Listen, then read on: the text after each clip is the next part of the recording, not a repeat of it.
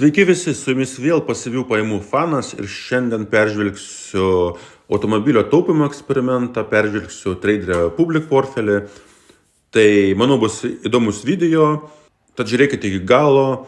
Tai pirmiausia, norėčiau jūsų paprašyti jau kaip tradiciškai, kad paspauskit patinka mygtuką, jeigu patinka mano portfelių apžvalgos, mano idėjų pasidalinimai, tai dėkui jums už tai. Nepamirškit be abejo, kas neprenumeruojat, užprenumeruokit kanalą.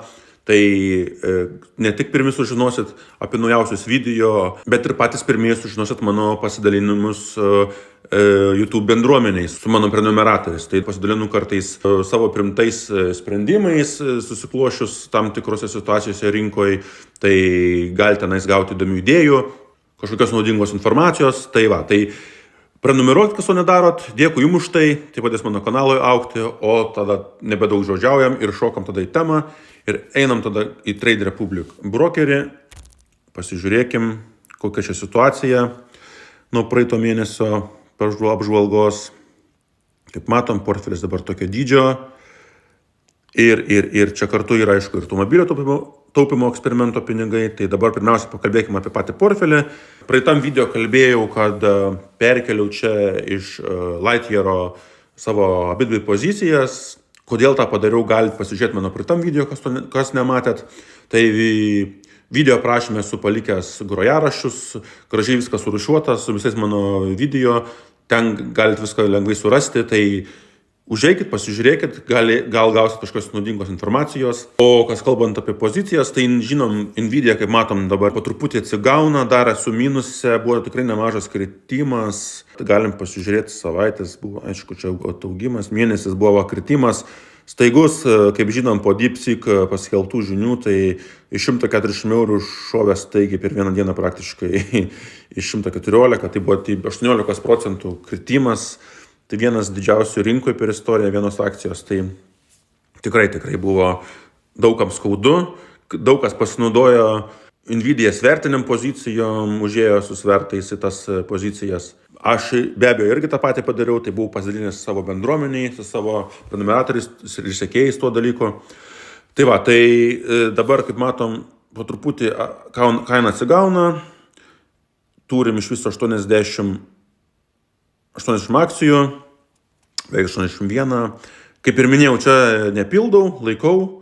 Šitie pinigai ateityje planuojami yra panaudoti. Tai idėja ir buvo, kad tiek Nvidios, tiek Teslos pozicijas daugiau nepildysiu ir laikysiu. Teslos tikiuosi, planuoju palaikyti keletą metų, gal ir daugiau. Nvidia nežinau, metai 2, matysim pagal situaciją, tuos pinigus planuoju panaudoti. Ar tai būsto keitimui, nes yra tokių minčių ateityje, ar tai remontam. Tai kol kas dar nesiplėsiu labai tą temą, bet naujų pinigų čia nedėsim ir žiūrėsim, kaip sekasi tiem pinigam augti. Nes, kaip žinom, aš indėlius neinvestuoju, indėliuose laikau tik dalį pagalbės pinigų, nes mano mąstymu pinigų laikymas indėlį banke tai nėra investavimas, tai yra tiesiog pinigų vertės išsaugojimas, kad eitumėm koja su infliacija. Kad mūsų pinigai išlaikytų vertę, bet jie mums tikrai neuždirbs pinigų. Tai va, toks būtų mano požiūris dėl indėlių. Tai todėl aš savo pinigus stengiuosi investuoti. Be abejo, aišku, čia sakysit, palauk, passive income fanas, tai tu investuoji pavienės akcijas, čia labai rizikinga. Taip, aišku, rizikinga, bet su rizika, kaip žinom, ateina ir didelė grąža. O kadangi Nvidia tikrai yra dabar tikrai labai patraukli kaina ir jos neturėti portfelį, sakyčiau, yra nusikaltimas. Bet čia, aišku, tik mano asmeniška nuomonė. Gerai, toliau žiūrint Teslą. Tai Teslos turim irgi už 3000 eurų. Kaina krito nesenai. Kodėl dabar krito? Tai krito todėl, kad buvo paskelbtas truputį mažesnis Vokietijoje perkamumas automobilių. Išėjo truputį prastesnė ataskaita neįtikėtasi. Tai investuotojai šiek tiek nusivylę, bet manau, kaina tikrai atsigaus. Tesla tikrai, mano galva, yra labai stipri akcija, aš labai tikrai mėgstu ir tikrai norėčiau jos daugiau turėti, bet tiesiog turėjau gan prieš tai neblogam užpirkime taške, bet kaip žinot, aš savo aktyviam portfelį Trading 12 daug spekuliuoju, daug tradinu, daug išeinu, kaip sakant, kaip aš sakau, switchinu iš tarp pozicijų ir tuo metu pasinaudojau progą, Tesla buvo pakilus virš 300, tuo kartu maniau, kad tai geras dylas, kaip sakant, užpirkau kitos akcijos, bet jau atpirkti Teslos nebeišėjo atgal taip pigiai, tai ir nebetpirkau. Bet be abejo, aš ją noriu turėti, todėl ją turiu šitam portfeliu ir čia palaikysiu bent, manau, sakyčiau, kokius 4 metus, tai tikrai. Tai matysim, kaip augs, stebėsim. Ir kas liečia portfelį, tai čia, manau, nelabai yra ką daugiau apžvelgti, nes tiek Nvidios, tiek Teslos pozicijų nepildau. Tiesiog darysim kas mėnesį apžvalgas tiek šito portfelį, tiek apie automobilio taupymo eksperimentą. Tai kas mėnesį viską peržvelgsim vienu kartu abu dalykus. Tai kad nebūtų atskirų 2 trumpų video. Tai va, tai dabar apžvelgiam tada gal įdomesnė tema, tai mano automobilio taupymo eksperimentą, kaip jam sekasi. Tai kas žinot, kas nežinot, aš investuoju į MicroStrategy akciją. Kiekvieną mėnesį investuoju po 100 eurų. Esu padaręs saving planą per Trade Republic brokerį. Kaip matom, perku kiekvieną savaitę po 25 eurus. Kai padarot saving planą, pirkimai yra nemokami. Viskas automatizuota, labai patogu iš tikrųjų. Ir matom, dabar pagaliau išlipau į pliusą, buvau gan ilgą laiką minuse. Kodėl dabar išlipau į pliusą, tai dėl to, kad tiesiog veikia ta įsividurkinimo kainos strategija. Perku kiekvieną savaitę po 25 eurus, plus gaunu cashbacką, nes kaip žinom, galima eiti pasižiūrėti. Cash pozicija, kaip matom, čia dabar gryni pinigai. Tiesa, čia yra finansinės pagalbės pinigai, tuoj pakalbėsime apie tai. Tai kaip matom, perku pirkinius kasdieną. Kaip matom, yra nupirkta saving planas, executed parašyta, tai nupirkta 25 eurai verties MicroStrategy akcija. Ir taip pat, kaip matom, esu cashbacko gavęs jau beveik 100 eurų, nemokamų pinigų realiai. Nes aš naudoju Trade Republic kortelę savo kasdieniams pirkiniams, su šita kortelė gaunama yra 1% atgal cashbacko nuo išleistų pinigų. Tai va, tai kaip ir esu minėjęs ne kartą, galime pasižiūrėti, mes ar taip išleidžiam pinigus, juos perkam maistą, perkam kūrą, perkam kažkokią tai būtinę techniką ir mes tos pinigus ar taip išleidžiam ir mes už tai negauname jokio cashbacko, jokios gražos, o su šita kortelė galime gauti 1%, kaip man šitą reward 1%. Be abejo yra sąlygų, tai sąlyga yra maksimum per mėnesį galima išleisti 1500 eurų. Tiksliau, išleisti galima daug daugiau su kortelė, bet jūs gausit cashbacko tik nuo 1500 eurų. Tai reiškia, jūs maksimum galite gauti per mėnesį 15 eurų cashbacko. Tai dabar, kaip matom, paskutinius 2 mėnesius aš išnaudoju limitą. Tai iš tikrųjų dažniausiai tiek neišnaudoju. Dažniausiai išnaudoju apie 1000 eurų. Bet, kaip matom, čia sausio 2 dieną buvo reinvestuoti 15 eurų. Tai visą laiką yra cashbackas reinvestuojamas, nuperkamas sekantį mėnesį už praeitą mėnesį, tai gruodžio mėnesį, aišku, buvo šventės, buvo dovanos, tai daugiau truputį išleidau pinigų, todėl viršiau tą limitą ir išnaudojau 1500 eurų, išleidau iš kortelės. Tai va, tai, kaip sakant, nemokami pinigai 15 eurų ir jie nuėjo irgi į automobilio taupymo eksperimentą, ko pasekoj aš jau gaunu nebe 100 eurų, o dar jau 115 eurų investuojant į automobilį. Tai faina, nes realiai 15% daugiau eina į investicijas. Plus tie 15% yra nemokami, nes aš jau negaučiau, išleisdamas, tarkim, parduotuvėse, mokėdamas su paprasta banko kortelė. Jo? Tai su žmona tiesiog nusipirkom kavos aparatą, labai norėjom, tai irgi nedvėjodamas mokėjau su kortelė, automatiškai cashbackas grįžo į kortelę ir šį mėnesį buvo, kaip matom, vasario 3 suinvestuota automatiškai į mano pasirinktą akciją. Tai va, tai kas dabar dar yra man patinka, kaip ir nekartą pasikartosiu, tai kad šitas brokeris dar turi unikalų dalyką, tai jūs gaunat už laikomus pinigus dar ir palūkanas, tai aš naudoju šitą brokerį taip pat kaip ir finansinės pagalbės dalį, tai čia esu persimetęs dalį pinigų iš finansinės pagalbės, juos laikau, tai man tie pinigai uždirba kiekvieną dieną iš tikrųjų procentus. Tai galim pasižiūrėti, nes čia va irgi yra skiltis, interest, palūkanos, tai va, kaip matom, esu gavęs iš viso jau 54 eurus palūkanų, tai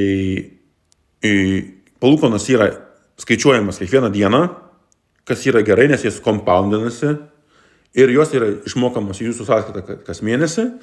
To, kaip matom, yra procentas už indėlį 2,75 metinių, tai buvo prieš tai 3 procentai, bet kaip žinom, Europos centrinis bankas sumažino nesenai palūkanų normas, tai automatiškai krenta ir palūkanų pajamingumas. Ir visur indėliuose bankuose, unijose visur krenta mokami procentai. Beje, galima uždirbti iki 500 000 eurų, virš 500 000 eurų sumos nebus mokama palūkanų, tai matomai čia pas jūs tokias taisyklės. O šiaip yra 100 000 eurų draudimas per šitą vokišką brokerį, tai irgi pinigai yra jūsų saugus, apsaugoti, tai irgi faina. Tai va, tai aišku, dėl ko dabar aš laiku čia tą dalį pagalbės pinigų, ne vien dėl palūkanų, bet dėl to, kad, kaip ir minėjau, kad aš naudojuosi kortelę kiekvieną dieną ir perku pirkinius ir žinau, kad man staigiai prireikus atsiskaityti už kažką, už kažkokį pirkinį, man visą laiką kortelė yra pinigų ir aš prabraukęs, kaip sakant, ar prilietęs prie to aparačiuko, žinosiu, kad man joje bus ir aš gausiu cashbacką. Tai va, tai pinigai uždirba pinigus. Kas liečia automobilio taupimą, tai kaip matom, yra sutaupyta beveik 1200 eurų, 1150, sakykime, tai galim eiti į skaičiuotuvą, compound interest ir paskaičiuoti. Tai va, tai aš susivedžiau jau 1150, dabartinę sumą pridėkim, kad mėnesį investuojam po 100 eurų, pridėkim dabar procentus. Tai praeitam video kalbėjau, tai daug kas užpuolė mane komentaruose, kad labai didelius procentus uždėjau. Tai šį kartą dėkim, manau, tokius konservatyvius. Tai ką turiu omeny konservatyvius, tai jeigu S&P 500 atneša vidutiniškai 10% per metus, tai dėkim, kad MicroStrategy atneš 15%. Manau, su to visi sutiksit, nes MicroStrategy tikrai augimai įspūdingi, aišku, ir krenta įspūdingai. Ateinančius 4 metus tikrai, manau, vidurkis bus 15% mažiausiai per metus. Sakau dėl to, kad bus be abejo bear marketas, bus mažesnis augimas, bet atėjus vėl bulių rinkai tikrai šaus viršų kartu su Bitcoin. Tai va, tai manau 15% visai padorus skaičius ir dabar tada dedam nuo šiandien dar 4 metai, nes esu minėjęs, kad 4-5 metai, bet dėkim 4 metai, tarkim, gal laikysiu 5 metus šitą automobilį, bet šito kol kas rašykim 4 metai. Tai va, tai matom, iš viso turėtumėm turėti pagal tokią hipotetinę situaciją sukaupę 8,5 tūkstančio eurų. Visai nebloga suma, kaip investuojant po 100 eurų į mėnesį, galime įti skaičiuotuvą, tarkim, 8,5 tūkstančio eurų. Tiesa, dėkim gal 9 tūkstančiai, nes dar visus tuos metus, kas mėnesį, mes dargi turim cashbacko nemokamo. Ten tarkim po 10 eurų, po 15 eurų, kaip matot, tai jie tikrai mums irgi compoundinsis. Tai dėkim grubiai, apvalykim 9 tūkstančių eurų. Tai ką mums tai duoda? Tai mums duoda po 4 metų turėjo 9 tūkstančius.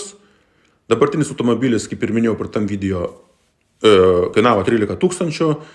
Na, būkim biedni, bet teisingi, po 4 metų parduodant Opelį tikriausiai gausiu pusę kainos, nes Opelį, kaip žinom, nelaiko labai vertės. Tai šiaip labai iš kurių patinka mašina, viskas labai patenkintas.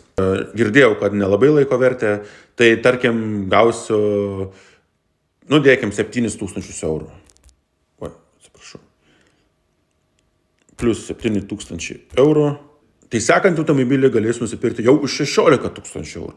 Tai va, tai pirmutinį automobilį galėjau leisti 13 tūkstančių ir sekantį, investuojant po 100 eurų į mėnesį, galėsiu skirti jau nusipirkti už 16 tūkstančių.